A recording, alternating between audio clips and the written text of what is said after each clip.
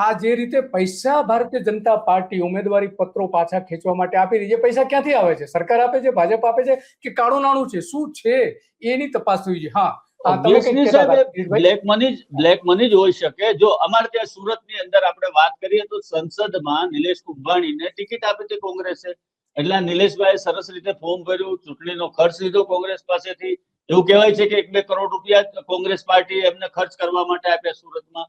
સુરતની sure seat હતી કે 5-7 લાખ મતથી ભારતીય જનતા પાર્ટીના ઉમેદવાર જે કોઈ હોય, XYZ ઉમેદવાર હોય તો એ જીતી જ જાય, 5 થી 7 લાખના માર્જિનથી જીતે. એમ છતાં પણ એવું કહેવાય છે કે નિલેશ કુંભાણીને 5-1 કરોડ રૂપિયાની લાંચ આપવામાં આવી. એના સમર્થકો ખોટા નામો રજૂ કરવામાં આવ્યા, વગેરે વગેરે કરીને એનું ફોર્મ રદ કરાવવામાં આવ્યું. ત્યારબાદ આમ આદમી પાર્ટીના ઉમેદવારો હતા એને બેસાડી દેવામાં આવ્યા, કે અપક્ષો હતા એ લોકોને બધાને રાતોરાત બેસાડી દેવામાં આવ્યા. અને અહીંયા અમારે એમ કહેવાય કે અમારા મતાધિકાર ઉપર, સુરત શહેરના 30 લાખથી વધુ મતદારોના મતાધિકાર ઉપર ભારતીય જનતા પાર્ટીના નેતાઓએ સીધી તરાપ મારી અને મુકેશ દલાલને સાંસદ તરીકે બિનહરીફ જાહેર કરી દીધા. આ લોકશાહીની હત્યા નહીં તો બીજું શું હતું? આ લોકશાહીનું હનન હતું, લોકશાહીનું વસ્ત્રાહરણ હતું. અમારે ત્યાં સુરત શહેરે જોયું લોકશાહીનું વસ્ત્રાહરણ. એનું વસ્ત્ર પ્રત્યેક મતદારને છે. અમે મત કોને આપવો છે અમારે નક્કી કરવાનું છે. તમે કોણ ઉમેદવારને ખરીદી લેવા વાળા, અને ખેલ કોણે કર્યા હતા એ પણ લોકોને ખબર છે.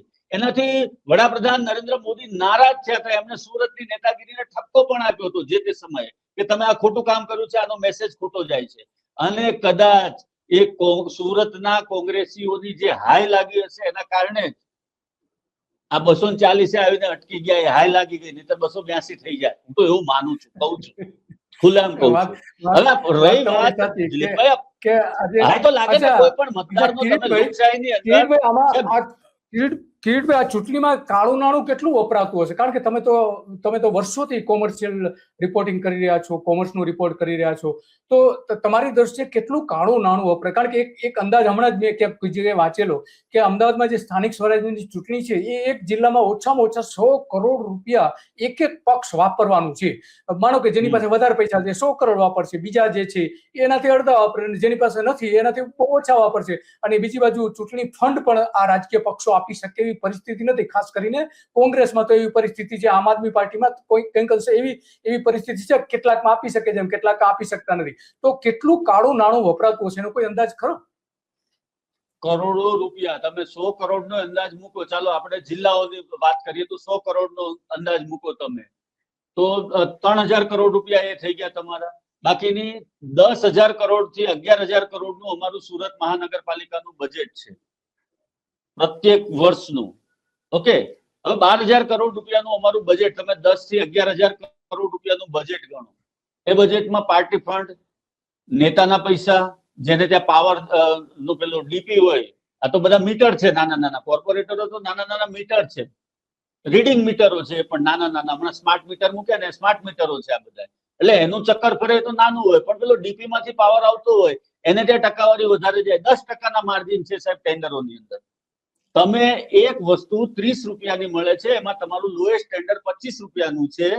માર્કેટ ભાવ કરતા 5 રૂપિયા તમે ઓછા ભરો છો. તમને કમલમ ખાતે બોલાવવામાં આવે છે, ત્યાં એમ કહેવામાં આવે છે કે આ વસ્તુ માર્કેટમાં 45 રૂપિયામાં મળે છે, તું 25માં આપે છે, તારે ભાવ ભરવાનો છે 35 રૂપિયા, તને 35 પ્રમાણે બિલ મળશે, 25 રૂપિયા તારા લઈ લેવાના, 10 રૂપિયા પાછા જમા કરાવી દેવાના. આ ખેલ સુરતની અંદર ચાલે છે. દર વર્ષે તમારો રોડ તૂટી જાય છે મહાનગરપાલિકાની અંદર. દર વર્ષે આખા ગુજરાતના રોડ નેસ્ત નાબૂદ થઈ જાય, ખાડા પડી જાય, ચંદ્રની ભૂમિ હોય એવા રોડ થઈ જાય. તો આ ડામર કોણ ચાટી જાય છે? કોણ ચાવી જાય છે? પ્રશ્ન છે પ્રજાનો. સાહેબ, આ વર્ષના ચોમાસાની સુરતની તમે હાલત જુઓ સાહેબ, તો મોટા ભાગની ગાડીઓ વાળા જે 2 વ્હીલર ચાલકો છે, લોકોને કમરના દુખાવા થઈ ગયા છે. 1-1 ફૂટના ને 1.5 ફૂટના ખાડા પડ્યા છે. 50 થી વધારે ભૂવા પડ્યા છે આખા શહેરમાં. એ બધા જે ભ્રષ્ટાચારના પૈસા છે, સ્વાભાવિક છે કે અત્યારે ચૂંટણીમાં એ ખર્ચવાના છે જ. આપણે જાણીએ છીએ કે લગભગ જે મ્યુનિસિપલ કોર્પોરેશન છે ગુજરાત, હજારો કરોડ રૂપિયા ખર્ચવાના છે. હજારો કરોડ રૂપિયા. એનું સ્થાનિક સ્વરાજ્યની સંસ્થાઓનું જે બજેટ છે એ બજેટ લગભગ સરકારના બજેટ જેટલું થઈ જાય છે, 4 લાખ કરોડ જેવું એની આસપાસ એનું થઈ જાય છે. તો આ થઈ જાય. કિરીટભાઈ તમારો ખૂબ ખૂબ આભાર. તમે ઘણી બધી વિગતો આપી અને વાસ્તવિક પરિસ્થિતિ શું છે એ બતાવવાનો તમે પ્રયત્ન કર્યો. એક વાત છેલ્લે કહી દઉં સાહેબ, મારા મિત્રો છે અહીંયા કોર્પોરેશનમાં કોર્પોરેટર તરીકે. એક છેલ્લી વાત કરી દઉં ખાલી 2 લાઈનની. મારા મિત્રો છે બધા, ઘણા બધા કોર્પોરેશનમાં ભારતીય જનતા પાર્ટીના ઉમેદવારો, મેયરથી માંડીને બધા ઘણા બધા મિત્રો છે બધી પોસ્ટ ઉપર બેઠેલા. મિત્રતાના ભાવ જયારે મળું ત્યારે હું લોકોને એક જ વાત કહેતો હોઉં છું કાયમ, અને જાહેરમાં કહું છું તો કોઈના બાપથી બીતો નથી એક વાત. અને એ લોકો મોઢા ઉપર કહું છું કે સાલાઓ તમારી પ્રજા પાગલ થશે, ગાંડી પ્રજા થશે, અથવા તમારા ભ્રષ્ટ નાણાં ભેગા કર્યા છે ને એ હોસ્પિટલોમાં જશે, અથવા તમારી પ્રજા ગાંડી થશે. અને એના ઉદાહરણ સાથે કહું છું. એટલે આ ભ્રષ્ટાચાર અને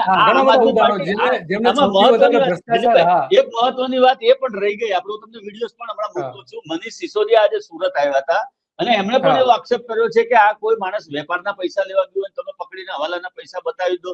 એટલે એમણે એવો આક્ષેપ કર્યો છે.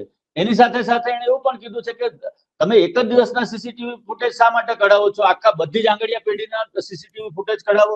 અને આચાર સંહિતા પ્રમાણે તો આંગળીયા પેઢીઓ બંધ થઈ જવી જોઈએ, કેમ ચાલુ છે? એ પણ બહુ મહત્વનો પ્રશ્ન છે. એ વિડીયોઝ પણ હું આપને મોકલું છું હમણાં, અને આપણે દર્શક મિત્રોને એ પણ બતાવીએ કે સુરતમાં મનીષ સિસોદિયાએ શું કીધું.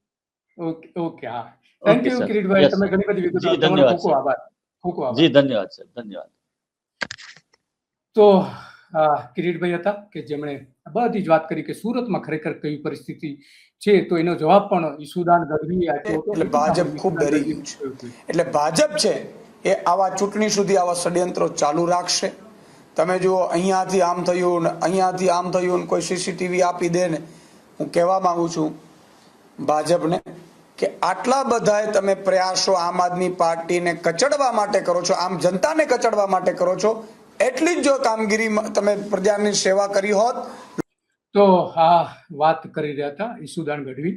બીજી બાજુ આપણે ગંભીર બાબત તો એ છે કે સરકારના જ ભારતીય જનતા પાર્ટીના નેતા પણ આવું જ કહી રહ્યા છે કે હા મેં પૈસા બનાવ્યા છે, લો તમારે થાય તે કરી લો. અને એને પણ સાંભળીએ શું કહી રહ્યા. સારો ધંધો કર્યો, ભણવામાં ખૂબ મેં મહેનત કરી, સારામાં સારો ધંધો કર્યો, સારો મોભોદાર હોદ્દો મળ્યો, ઘણા રૂપિયા બનાયા. કોઈ નેતા નહીં કે મેં રૂપિયા બનાવ્યા, હું છાતી ઠોકીને કહું છું મેં રૂપિયા બનાયા, રાજકારણમાં જ રૂપિયા બનાયા. તો આ પોતે જ કહી રહ્યા છે કે મેં રાજકારણમાં રહીને રૂપિયા બનાવ્યા છે. અને બીજી બાજુ આ સંઘવી જે વાત કરી રહ્યા છે, તો એમને બતાવવું છે કે તમારા નેતાઓ કઈ રીતે ભ્રષ્ટાચાર કરતા હતા, તમારી સરકારમાં કેવા ભ્રષ્ટાચારો થયા હતા, એ આજે આપણે બતાવવું છે હર્ષ સંઘવીને. કારણ કે એમને બતાવવું અત્યંત જરૂરી બની જાય છે કે એ જે કહી રહ્યા છે એમાં વાસ્તવિકતા કંઈક જુદી છે. અને એ જુદી વાસ્તવિકતા માટે જે કંઈ આખા ષડયંત્રો થયા, કૌભાંડો થયા, એ બધી જ બાબતો છે એ પણ આપણે આજે જોઈએ અને એમને બતાવીએ કે ભાઈ તમારી સરકારે કેવા કૌભાંડો કર્યા હતા એ પણ બતાવીએ, હવાલા કૌભાંડથી લઈને. કારણ કે આપણી પાસે જે કઈ વિગતો જે છે એ જાહેર જે સોર્સિસ જે છે ઇન્ટરનેટ ઉપરથી મેળવેલી છે અને કેટલીક વ્યક્તિગત પણ મેળવેલી છે. તો આ વિપુલ પટેલે જે હમણાં જ કહ્યું કે હા હું રાજકારણમાં પૈસા બનાવું છું, તો આ કૌભાંડો કરે છે કોણ? કૌભાંડનો મતલબ એ થાય છે કે કાવતરું, તરકટ, તૂત, કૂટ, આવા અલગ અલગ પ્રકારના મતલબ પણ ગુજરાતમાં થાય છે. ગુજરાતમાં દર વર્ષે